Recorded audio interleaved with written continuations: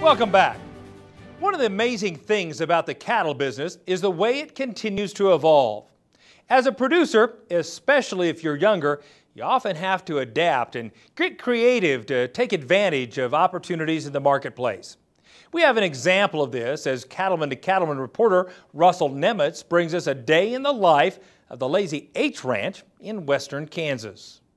It's just after first light outside Hays, Kansas, and the crew at the Lazy H Ranch is already busy. They're feeding the bulls and getting the lowdown on the day's chores from Mark Rohr, who founded this operation 15 years ago, following in the footsteps of his dad. The history here in Hays first started off in the 1960s with my dad starting the Charlet herd, which is called Smoky Hill Charlet Farm, and the family is all part of that today, and my dad's still here at age 75 running the show, so really happy to be a father and son team, and there's probably some days that we're not, but it's really good to be around him as the years go on. Ultimately, the Lazy H Ranch came into play when we had some investors offer to us. They wanted us to run a conception to consumption program with the Proven Sire program, and what better place to do it in western Kansas.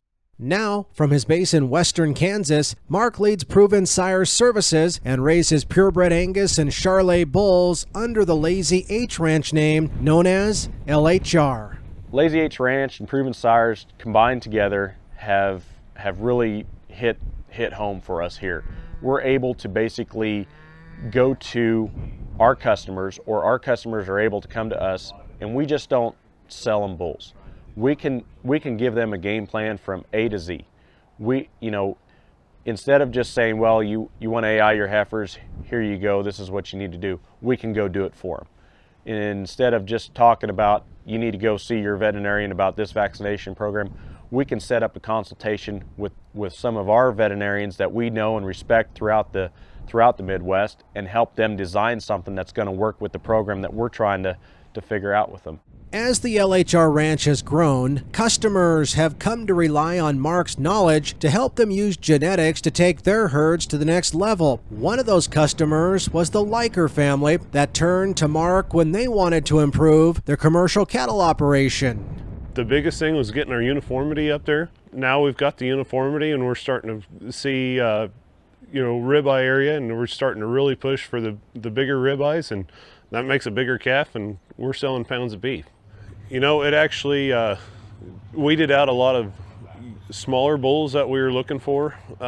We started out looking on the light birth weight heifers like a lot of people, and after watching our data, we started seeing, well, if we get these bulls with a little bit heavier, a little bit more maternal, we watch bloodlines a lot more now.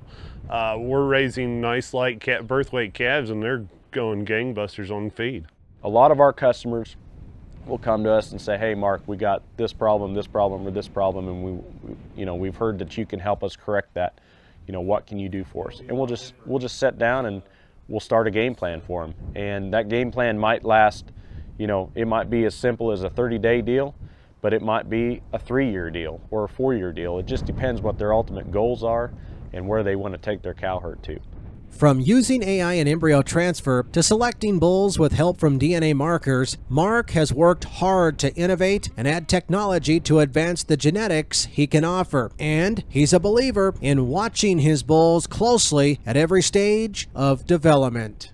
By being able to go ahead and have the breeding program we have, and then wean those cattle coming in, we get to see at all stages of the games which bulls and females for that matter are really doing a really good job in our program. We always see them day in, day out, very few days off, but we get to see those cattle grow. And it's one thing to sit there and say grow them and raise them, but I mean to sit there and be around those cattle 24/7 from the time that they hit the ground to the time that they're marketed, and even after that. Ultimately, these are breeding cattle. They're not fat cattle, and so we got to take our programs and make sure that the dollars that our customers are spending on these bulls, they actually go out and do their job, and that's to breed those cows and continue having the fertility, having the feet and legs and the soundness underneath them, so they continue to do that for the next 6 to 10 years, however long that bull's going to be traveling that herd. One way Mark has built his business is with his dedication to his customers. He's always open to helping customers' kids with 4-H projects, and most of the feed he uses in his operation is purchased from his bull buyers, and he keeps in contact, visits their operations, and follows up to know the bulls they buy are working.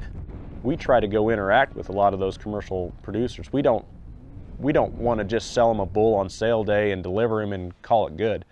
I want to see if our genetics are working the best way they can in that herd and in that environment. My job is to make sure that, you know, their herd, if they have any questions, whether it be nutrition, vaccination, you know, where do we market these cattle once we get them on the ground? You know, what's our next goal? I want to be there for them. Mark is a guy who doesn't slow down, moving from one task to the next and making sure his bulls and his customers are making progress every day. I'm Russell Nemitz for NCBA's Cattlemen to Cattlemen.